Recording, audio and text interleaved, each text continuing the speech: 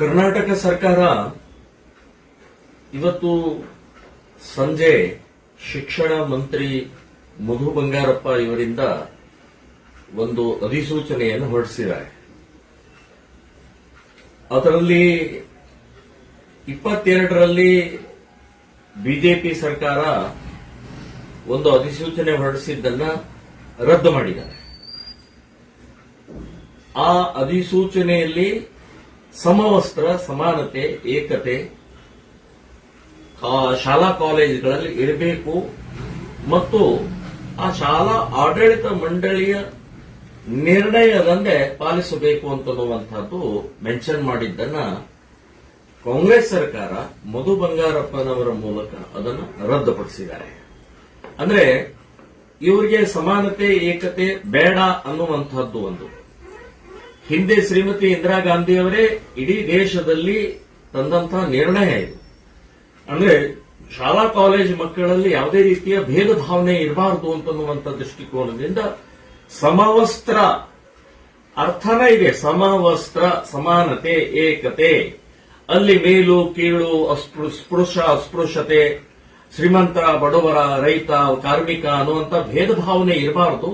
ಮಕ್ಕಳಂದ್ರೆ ಮಕ್ಕಳನ್ನೇ ಇರಬೇಕು, ಶಾಲಾ ಮಕ್ಕಳೇ ಇರಬೇಕು, ಭಾರತೀಯರಾಗಿರಬೇಕು ಅನ್ನುವಂಥ ದೃಷ್ಟಿಕೋನದಿಂದ ತಂದರ್ಥನ ಇವತ್ತು ಕಾಂಗ್ರೆಸ್ ಸರ್ಕಾರ ಮುಸ್ಲಿಂ ತುಷ್ಟೀಕರಣ ದೃಷ್ಟಿಯಿಂದ, ಮುಸ್ಲಿಮರ ಓಟಿಗೋಸ್ಕರ ಇವತ್ತು ಶಾಲಾ ಮಕ್ಕಳಲ್ಲಿ ಭೇದವನ್ನು ನಿರ್ಮಾಣ ಮಾಡ್ತಾ ಇದ್ದಾರೆ.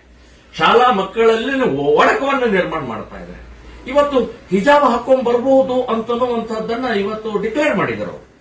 ಹಿಜಾಬ್ ಈ ಹಾಕೊಂಡ ತಕ್ಷಣನೇ ಗೊತ್ತಾಗುತ್ತೆ ಇವಳು ಮುಸ್ಲಿಮ್, ಇವನು ಮುಸ್ಲಿಂ, ಇವಳು ಮುಸ್ಲಿಂ ಅಂತ ಗೊತ್ತಾಗತ್ತೆ.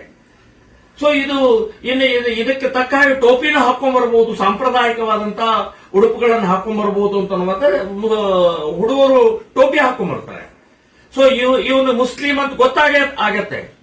ಇನ್ನು ಹಿಂದೂಗಳು ಶಿವದಾರ್ ಇರಬಹುದು, ರುದ್ರಾಕ್ಷಿ ಇರಬಹುದು, ಜನವಾರ ಇರಬಹುದು, ಅದು ಒಳಗಡೆ ಇರುತ್ತೆ, ಹೊರಗಡೆ ಗೊತ್ತಾಗಂಗಿಲ್ಲ.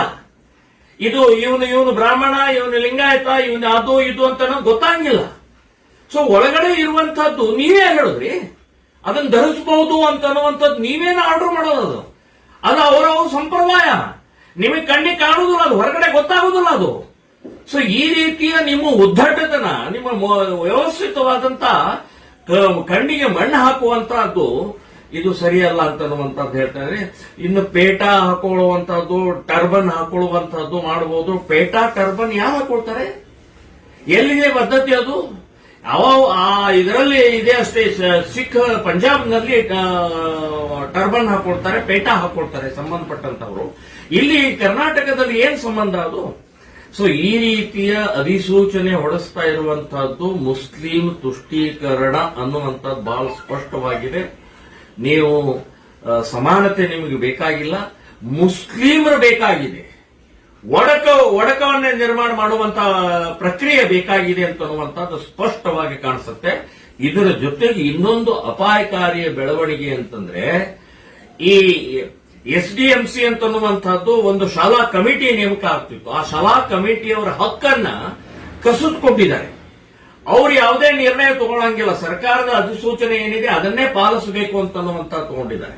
ಸೊ ಇದು ಅಂದ್ರೆ ಅವರು ಅಲ್ಲಿಯ ಶಾಲೆಗೆ ಸಂಬಂಧಪಟ್ಟಂತಹದ್ದು ಅವರು ಯೋಚನೆ ಮಾಡುವಂತಹದ್ದು. ಈಗ ಅದನ್ನೇ ಅವ್ರ ಹಕ್ಕನ್ನ ಕಸ್ಕೊಳ್ಳೋದು. ಹಾಗಾದ್ರೆ ನೀವು ಅಲ್ಲಿ ಕಮಿಟಿ ಮಾಡೋದು ಯಾತಕ್ಕೆ? ಅವರಿಗೆ ಒಳಿತನ ಆಗಬೇಕು, ಆ ಶಾಲಾ ಅಭಿವೃದ್ಧಿ ಆಗಬೇಕು ಅಂತನ್ನುವಂತ ಹಿನ್ನೆಲೆಯಲ್ಲಿ ಇರುತ್ತೆ. ಸೊ ಇದು ಅತ್ಯಂತ ಖಂಡನೀಯವಾದ, ಇದನ್ನ ವಿರೋಧ ಮಾಡ್ತಾ ಇದೆ. ಅಷ್ಟೇ ಅಲ್ಲ, ನಾನು ಹೇಳೋದು ಇದರ ಸಂಬಂಧಪಟ್ಟಂತ ಅಧಿಸೂಚನೆಯನ್ನ ವಕೀಲರ ಜೊತೆಗೆ ಕನ್ಸಲ್ಟ್ ಮಾಡಿ ಇದನ್ನು ನಾವು ಹೈಕೋರ್ಟ್ಗೆ PIL ಹಾಕುವಂತಹದ್ದು ಕೂಡ ಯೋಚನೆಯನ್ನ ಮಾಡ್ತಾ ಇದ್ದೀವಿ. ಇದು ಸರಿಯಲ್ಲ, ಇದು ತಪ್ಪು ನಿರ್ಣಯ. ಮುಸ್ಲಿಂ ತುಷ್ಟೀಕರಣ ಒಂದೇ ನಿಮ್ಮ ಕಣ್ಣು ಮುಂದೆ ಇದೆ. ವಿದ್ಯಾರ್ಥಿಗಳು, ವಿದ್ಯಾರ್ಥಿನಿಯರಿಗೆ ಅಭಿವೃದ್ಧಿ ಆಗಬೇಕು, ಸಮಾನತೆ, ಏಕತೆ ನಿರ್ಮಾಣ ಆಗಬೇಕು ಅಂತನ್ನುವಂಥದ್ದು ಇಲ್ಲ ಅನ್ನುವಂಥ ಸ್ಪಷ್ಟವಾಗಿ ಗೊತ್ತಾಗುತ್ತೆ.